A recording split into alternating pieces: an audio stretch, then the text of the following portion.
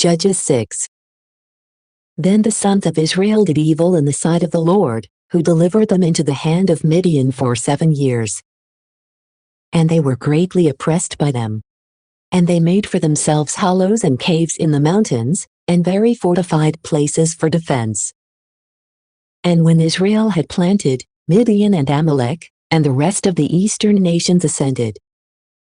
And pitching their tents among them, they laid waste to all that was planted, as far as the entrance to Gaza. And they left behind nothing at all to sustain life in Israel, neither sheep, nor oxen, nor donkeys. For they and all their flocks arrived with their tents, and they filled all places like locusts, an innumerable multitude of men and camels, devastating whatever they touched. And Israel was humbled greatly in the sight of Midian. And he cried out to the Lord, requesting assistance against the Midianites. And he sent to them a man who was a prophet, and he said, Thus says the Lord, the God of Israel, I caused you to ascend from Egypt, and I led you away from the house of servitude. And I freed you from the hand of the Egyptians and from all of the enemies who were afflicting you. And I cast them out at your arrival, and I delivered their land to you. And I said, I am the Lord your God. You shall not fear the gods of the Amorites, in whose land you live. But you were not willing to listen to my voice. Then an angel of the Lord arrived, and he sat under an oak tree, which was at Ophrah, and which belonged to Joash, the father of the family of Ezri. And while his son Gideon was threshing and cleaning the grain at the winepress, so that he might flee from Midian, the angel of the Lord appeared to him, and he said, The Lord is with you, most valiant of men. And Gideon said to him, I beg you, my Lord, if the Lord is with us, why have these things happened to us? Where are his miracles, which our fathers described when they said, The Lord led us away from Egypt, but now the Lord has forsaken us, and he has delivered us into the hand of Midian? And the Lord looked down upon him, and he said, Go forth with this, your strength, and you shall free Israel from the hand of Midian. Know that I have sent you. And responding, he said, I beg you, my Lord, with what shall I free Israel? Behold, my family is the weakest in Manasseh, and I am the least in the house of my father. And the Lord said to him, I will be with you. And so, you shall cut down Midian as if one man. And he said, If I have found grace before you, give me a sign that it is you who is speaking to me. And may you not withdraw from here, until I return to you, carrying a sacrifice and offering it to you. And he responded, I will wait for your return. And so Gideon entered, and he boiled a goat, and he made unleavened bread from a measure of flour. And setting the flesh in a basket, and putting the broth of the flesh in a pot, he took it all under the oak tree, and he offered it to him. And the angel of the Lord said to him, Take the flesh and the unleavened bread, and place them on that rock, and pour out the broth upon it. And when he had done so, the angel of the Lord extended the end of a staff, which he was holding in his hand, and he touched the flesh and the unleavened loaves. And a fire ascended from the rock, and it consumed the flesh and the unleavened loaves. Then the angel of the Lord vanished from his sight. And Gideon, realizing that it had been the angel of the Lord, said, Alas, my Lord God! For I have seen the angel of the Lord face to face. And the Lord said to him, Peace be with you. Do not be afraid, you shall not die. Therefore, Gideon built an altar to the Lord there, and he called it, the Peace of the Lord, even to the present day. And while he was still at Ophrah, which is of the family of Ezri, that night, the Lord said to him, Take a bull of your father's, and another bull of 7 years, and you shall destroy the altar of Baal, which is your father's. And you shall cut down the sacred grove which is around the altar. And you shall build an altar to the Lord your God, at the summit of this rock, on which you placed the sacrifice before. And you shall take the second bull, and you shall offer a holocaust upon a pile of the wood, which you shall cut down from the grove. Therefore, Gideon, taking 10 men from his servants, did just as the Lord had instructed him.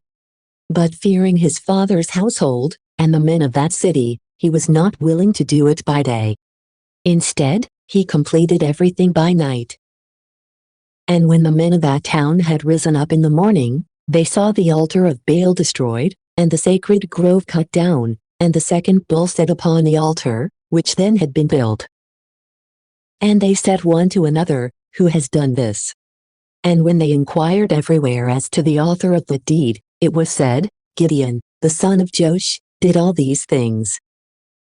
And they said to Joash, "Bring forward your son here, so that he may die. For he has destroyed the altar of Baal, and he has cut down the sacred grove."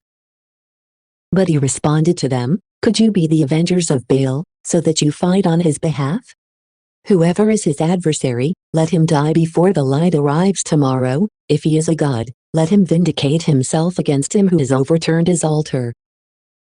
From that day, Gideon was called Jerubbaal, because Joash had said, "Let Baal avenge himself against him who has overturned his altar." And so, all of Midian, and Amalek, and the eastern peoples were gathered together. And crossing the Jordan, they encamped in the valley of Jezreel. But the Spirit of the Lord entered Gideon, who, sounding the trumpet, summoned the house of Abiezer so that he might follow him. And he sent messengers into all of Manasseh, who also followed him, and other messengers into Asher, and Zebulun, and Naphtali, who went to meet him. And Gideon said to God, "If you will save Israel by my hand, just as you have said, I will set this wool fleece on the threshing floor. If there will be dew only on the fleece, and all the ground is dry, I will know that by my hand, as you have said, you will free Israel." And so it was done. And rising in the night, bringing out the fleece, he filled a vessel with the dew. And again he said to God, "Let not your fury be enkindled against me, if I test once more, seeking a sign in the fleece. I pray that only the fleece may be dry, and all the ground may be wet with dew." And that night, God did as he had requested. And it was dry only on the fleece, and there was dew on all the ground. Judges 7. And so Jerubbaal, who is also Gideon, rising in the night, and all the people with him, went to the fountain which is called Harod. Now the camp of Midian was in the valley, to the northern region of the high hill. And the Lord said to Gideon, "The people with you are many, but Midian shall not be delivered into their hands, for then Israel might glory against me, and say, I was freed by my own power. Speak to the people, and proclaim in the hearing of all, whoever has dread or fear, let him return." And 22,000 of the men from the people withdrew from Mount Gilead and returned, and only 10,000 remained. And the Lord said to Gideon, "The people are still too many. Lead them to the waters, and there I will test them. And those about whom I tell you that he may go with you, let him go. He whom I shall forbid to go, let him return." And when the people had descended to the waters, the Lord said to Gideon, "Whoever will lap the water with the tongue, as dogs usually lap, you shall separate them by themselves. Then those who will drink by bending their knees shall be on the other side." And so the number of those who had lapped the water, by bringing it with the hand to the mouth, was 300 men. And all the remainder of the multitude drank by bending the knee. And the Lord said to Gideon, "By the 300 men who lapped the water, I will free you, and I will deliver Midian into your hand. But let all the remainder of the multitude return to their place." And so, taking food and trumpets in accord with their number, he instructed all the rest of the multitude to go back to their tents. And with the 300 men, he gave himself to the conflict. Now the camp of Midian was below, in the valley. In the same night, the Lord said to him, "Rise up, and descend into the camp. For I have delivered them into your hand. But if you dread to go alone, let your servant Purah descend with you. And when you will hear what they are saying, then your hands will be strengthened, and you will descend more confidently to the camp of the enemy." Therefore, he descended with his servant Purah into a portion of the camp, where there was a watch of armed men. But Midian, and Amalek, and all the eastern peoples lay spread out in the valley, like a multitude of locusts. Their camels, too, were innumerable, like the sand that lies on the shore of the sea. And when Gideon had arrived, someone told his neighbor a dream. And he related what he had seen. In this way, I saw a dream, and it seemed to me as if bread, baked under ashes from rolled barley, descended into the camp of Midian. And whenever it arrived at a tent, it struck it, and overturned it, and utterly leveled it to the ground. He to whom he spoke, responded, "This is nothing else but the sword of Gideon, the son of Joash, a man of Israel. For the Lord has delivered Midian into his hands, with their entire camp." And when Gideon had heard the dream and its interpretation, he worshipped. And he returned to the camp of Israel, and he said, "Rise up. For the Lord has delivered the camp of Midian into our hands." And he divided the 300 men into 3 parts. And he gave trumpets, and empty pitchers, and lamps for the middle of the pitchers, into their hands. And he said to them, "What you will see me do, do the same. I will enter a portion of the camp, and what I do, you shall follow. When the trumpet in my hand blares out, you also shall sound the trumpets, on every side of the camp, and shout together to the Lord and to Gideon." And Gideon, and the 300 men who were with him, entered a portion of the camp, at the beginning of the watch in the middle of the night. And when the guards were alerted, they began to sound the trumpets and to clap the pitchers against one another. And when they had sounded their trumpets in 3 places around the camp, and had broken their water pitchers, they held their lamps in their left hands, and sounded the trumpets in their right hands. And they cried out, "The sword of the Lord and of Gideon." And each one was standing in his place throughout the camp of the enemies. And so the entire camp was in confusion, and they fled away, wailing and crying out. And the 300 men nevertheless continued sounding the trumpets. And the Lord sent the sword into the entire camp, and they maimed and cut down one another, fleeing as far as Bethshida, and the base of Abel-Meholah in Tabith. But the men of Israel pursued Midian, shouting from Naphtali and Asher, and from all of Manasseh. And Gideon sent messengers throughout all of Mount Ephraim, saying, "Descend to meet Midian, and occupy the waters ahead of them as far as Bethbara and the Jordan." And all of Ephraim cried out, and they occupied the waters ahead of them, from the Jordan even to Bethbara. And having apprehended 2 men of Midian, Oreb and Zeb, they put Oreb to death at the rock of Oreb, and truly, Zeb, at the winepress of Zeb. And they pursued Midian, carrying the heads of Oreb and Zeb to Gideon, across the waters of the Jordan. Judges 8. And the men of Ephraim said to him, "What is this, that you wanted to do, so that you would not call us when you went to fight against Midian?" And they rebuked him strongly, and came close to using violence. And he responded to them, "But what could I have done that would be so great as what you have done? Is not one bunch of grapes of Ephraim better than the vintages of Abiezer? The Lord has delivered into your hands the leaders of Midian, Oreb and Zeb. What could I have done that would be so great as what you have done?" And when he had said this, their spirit, which was swelling up against him, was quieted. And when Gideon had arrived at the Jordan, he crossed over it with the 300 men who were with him. And they were so weary that they were unable to pursue those who were fleeing.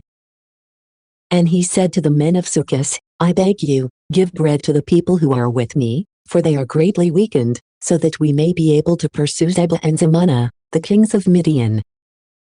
The leaders of Succoth answered, "Perhaps the palms of the hands of Zebah and Zalmunna are in your hand, and for this reason, you request that we give bread to your army." And he said to them, "So then, when the Lord will have delivered Zebah and Zalmunna into my hands, I will thresh your flesh with the thorns and briars of the desert." And going up from there, he arrived at Penuel. And he spoke to the men of that place similarly. And they also answered him, just as the men of Succoth had answered. And so he said to them also, "When I will have returned as a victor in peace, I will destroy this tower." Now Zebah and Zalmunna were resting with their entire army. For 15,000 men were left out of all the troops of the eastern people. and 120,000 warriors that drew the sword had been cut down. And Gideon ascended by the way of those who were dwelling in tents, to the eastern part of Nabah and Jogbehah. And he struck the camp of the enemies, who were confident and were suspecting nothing adverse. And Zebah and Zalmunna fled. And Gideon pursued and overtook them, sending their entire army into confusion. And returning from the war before sunrise, he took a boy from among the men of Sukkot. And he asked him the names of the leaders and elders of Sukkot. And he described 77 men. And he went to Sukkot, and he said to them, Behold Zebah and Zalmunna, over whom you rebuked me, saying, Perhaps the hands of Zebah and Zalmunna are in your hands, and for this reason, you request that we give bread to men who are languishing and weakened. Therefore, he took the elders of the city, and, using the thorns and briars of the desert, he threshed them with these, and he cut the men of Sukkot to pieces. He also overturned the tower of Penuel, and he killed the men of the city. And he said to Zebah and Zalmunna, What kind of men were those whom you killed at Tabor? They responded, They were like you, and one of them was like the son of a king. He answered them, They were my brothers, the sons of my mother. As the Lord lives, if you had preserved them, I would not kill you. And he said to Jether, his firstborn son, Rise up, and put them to death. But he did not draw his sword. For he was afraid, being still a boy. And Zebah and Zalmunna said, You should rise up and rush against us. For the strength of a man is in accord with his age. Gideon rose up, and he killed Zebah and Zalmunna. And he took the ornaments and studs, with which the necks of the royal camels are usually adorned. And all the men of Israel said to Gideon, You should rule over us, and your son, and your son's son. For you freed us from the hand of Midian. And he said to them, I will not rule over you. Neither shall my son rule over you. Instead, the Lord shall rule over you. And he said to them, I petition one request from you. Give me the earrings from your spoils. For the Ishmaelites were accustomed to wear gold earrings. They responded, We are very willing to give them. And spreading a cloak on the ground, they cast upon it the earrings from the spoils. And the weight of the earrings that he requested was 1,700 shekels of gold, aside from the ornaments, and necklaces, and purple garments, which the kings of Midian were accustomed to use, and aside from the gold chains on the camels. And Gideon made an ephod from these, and he kept it in his city, Ophrah. And all of Israel committed fornication with it, and it became a ruin to Gideon and to all his house. But Midian was humbled before the sons of Israel. Neither were they able any longer to lift up their necks. But the land rested for 40 years, while Gideon presided. And so Jerubbaal, the son of Joash, went and lived in his own house. And he had 70 sons, who went forth from his own thigh. For he had many wives. But his concubine, whom he had in Shechem, bore him a son named Abimelech. And Gideon, the son of Joash, died in a good old age, and he was buried in the sepulchre of his father, at Ophrah, of the family of Ezri. But after Gideon died, the sons of Israel turned away, and they committed fornication with the Baals. And they struck a covenant with Baal, so that he would be their God. And they did not remember the Lord their God, who rescued them from the hands of all their enemies on all sides. Neither did they show mercy to the house of Jerubbaal Gideon, in accord with all the good that he had done for Israel. Judges 9. Now Abimelech, the son of Jerubbaal, went to Shechem, to his maternal brothers, and he spoke to them, and to all the relatives of the house of his maternal grandfather, saying, Speak to all the men of Shechem, which is better for you, that 70 men, all the sons of Jerubbaal, should rule over you, or that one man should rule over you? And consider also that I am your bone and your flesh. And his maternal brothers spoke about him to all the men of Shechem, all these words, and they inclined their hearts after Abimelech, saying, He is our brother. And they gave to him the weight of 70 silver coins from the shrine of Baal Berith. With this, he hired for himself indigent and wandering men, and they followed him. And he went to his father's house in Ophrah, and he killed his brothers, the sons of Jerubbaal, 70 men, upon one stone. And there remained only Jotham, the youngest son of Jerubbaal, and he was in hiding. Then all the men of Shechem gathered together, and all the families of the city of Millo, and they went and appointed Abimelech as king, beside the oak that stood at Shechem. When this had been reported to Jotham, he went and stood at the top of Mount Gerizim. And lifting up his voice, he cried out and said, "Listen to me, men of Shechem, so that God may listen to you." The trees went to anoint a king over themselves. And they said to the olive tree, "Reign over us."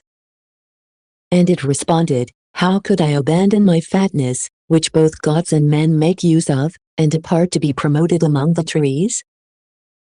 And the tree said to the fig tree, "Come and accept royal power over us." And it responded to them, "How could I abandon my sweetness, and my very sweet fruits, and depart to be promoted among the other trees?" And the tree said to the vine, "Come and reign over us." And it responded to them, "How could I abandon my wine, which gives joy to God and men, and be promoted among the other trees?" And all the trees said to the bramble, "Come and reign over us." And it responded to them, "If truly you would appoint me as king, come and rest under my shadow. But if you are not willing, let fire go forth from the bramble, and let it devour the cedars of Lebanon." So now, if you are upright and without sin in appointing Abimelech as a king over you, and if you have acted well with Jerubbaal, and with his house, and if you have repaid, in turn, the benefits of him who fought on your behalf, and who gave his life to dangers, so that he might rescue you from the hand of Midian.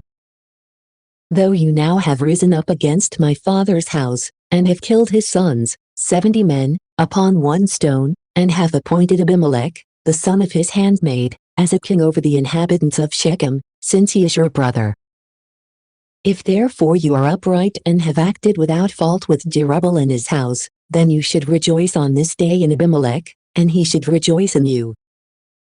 But if you have acted perversely, may fire go forth from him and consume the inhabitants of Shechem and the town of Millo. And may fire go forth from the men of Shechem and from the town of Millo, and devour Abimelech. And when he had said these things, he fled and went away to Beer. And he lived in that place, out of fear of Abimelech, his brother. And so Abimelech reigned over Israel for 3 years. And the Lord put a very grievous spirit between Abimelech and the inhabitants of Shechem, who began to detest him, and to place blame for the crime of the killing of the 70 sons of Jerubbaal, and for the shedding of their blood, upon Abimelech, their brother, and upon the rest of the leaders of the Shechemites, who assisted him. And they stationed an ambush against him at the summit of the mountains. And while they were waiting for his arrival, they committed robberies, taking spoils from those passing by. And this was reported to Abimelech. Now Gal, the son of Ebed, went with his brothers, and crossed over to Shechem. And the inhabitants of Shechem, uplifted by his arrival, departed into the fields, laying waste to the vineyards, and trampling the grapes. And while singing and dancing, they entered into the shrine of their God. And while feasting and drinking, they cursed Abimelech. And Gal, the son of Ebed, cried out, "Who is Abimelech, and what is Shechem, that we should serve him? Is he not the son of Jerubbaal, who has appointed Zebul, his servant, as ruler over the men of Hamor, the father of Shechem? Why then should we serve him? I wish that someone would set this people under my hand, so that I might take away Abimelech from their midst." And it was told to Abimelech, "Gather the multitude of an army, and approach." For Zebul, the ruler of the city, upon hearing the words of Gal, the son of Ebed, became very angry. And he sent messengers secretly to Abimelech, saying, "Behold, Gal, the son of Ebed, has arrived at Shechem with his brothers, and he has set the city against you. And so, rise up in the night, with the people who are with you, and lie hidden in the field. And at first light in the morning, as the sun is rising, rush upon the city. And when he goes out against you, with his people, do to him what you are able to do." And so Abimelech rose up, with all his army, by night, and he set ambushes near Shechem in 4 places. And Gaal, the son of Ebed, went out, and he stood at the entrance to the gate of the city. Then Abimelech rose up, and all the army with him, from the places of the ambushes. And when Gaal had seen the people, he said to Zebul, "Behold, a multitude is descending from the mountains." And he responded to him, "You are seeing the shadows of the mountains, as if they were the heads of men, and so you are being deceived by this error." Again, Gaal said, "Behold, a people is descending from the middle of the land, and one company is arriving by the way that looks towards the oak." And Zebul said to him, "Where is your mouth now, with which you said, 'Who is Abimelech that we should serve him?' Is this not the people that you were despising? Go out and fight against him." Therefore, Gaal went out, with the people of Shechem watching, and he fought against Abimelech, who pursued him, fleeing, and drove him into the city. And many were cut down on his side, even to the gate of the city. And Abimelech made camp at Arumah. But Zebul expelled Gaal and his companions from the city, and he would not permit them to remain in it. Therefore, on the following day, the people departed into the field. And when this had been reported to Abimelech, he took his army, and divided it into 3 companies, and he placed ambushes in the fields. And seeing that the people had departed from the city, he rose up and rushed upon them, along with his own company, assaulting and besieging the city. But the 2 other companies pursued the enemies scattered in the field. Now Abimelech assaulted the city all that day. And he seized it, and he killed its inhabitants, and he destroyed it, so much so that he scattered salt in it. And when those living in the tower of Shechem had heard about this, they entered the temple of their god, Berit, where they had formed a covenant with him. And it was because of this, that the place had taken its name. And it was greatly fortified. Abimelech, also hearing that the men of the tower of Shechem had joined together, ascended to Mount Zaman, with all his people. And taking an axe, he cut down the branch of a tree. And laying it on his shoulder, and carrying it, he said to his companions, "What you see me do, you must do quickly." And so, eagerly cutting down branches from the trees, they followed their leader. And surrounding the fortified place, they set it on fire. And so it happened that, by smoke and fire, 1,000 persons died, men and women together, the occupants of the tower of Shechem. Then Abimelech, setting out from there, arrived at the town of Thebez, which he surrounded and besieged with his army. Now there was, in the midst of the city, a high tower, to which men and women were fleeing together, with all the leaders of the city. And, having very strongly sealed the gate, they were standing on the roof of the tower to defend themselves. And Abimelech, drawing near the tower, fought valiantly. And approaching the gate, he strove to set it on fire. And behold, one woman, throwing a fragment of a millstone from above, struck the head of Abimelech, and broke his skull.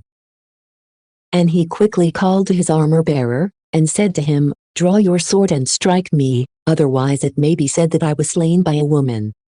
And, doing as he was ordered, he killed him. And when he was dead, all those of Israel who were with him returned to their homes. And so did God repay the evil that Abimelech had done against his father by killing his 70 brothers. The Shechemites also were given retribution for what they had done, and the curse of Jotham, the son of Jerubbaal, fell upon them. Judges 10. After Abimelech, a leader rose up in Israel, Tola, the son of Puah, the paternal uncle of Abimelech, a man of Issachar, who lived in Shamir on Mount Ephraim. And he judged Israel for 23 years, and he died and was buried at Shamir. After him succeeded Jair, a Gileadite, who judged Israel for 22 years. Having 30 sons sitting upon 30 young donkeys, and who were leaders of 30 cities, which from his name were called Havoth Jair, that is, the towns of Jair, even to the present day, in the land of Gilead. And Jair died, and he was buried in the place which is called Cammon. But the sons of Israel did evil in the sight of the Lord, joining new sins to old, and they served idols, the Baals and Ashtoreth, and the gods of Syria and Sidon, and of Moab and the sons of Ammon, and the Philistines. And they abandoned the Lord, and they did not worship him. And the Lord, becoming angry against them, delivered them into the hands of the Philistines and the sons of Ammon. And they were afflicted and vehemently oppressed for 18 years, all who were living beyond the Jordan in the land of the Amorite, which is in Gilead.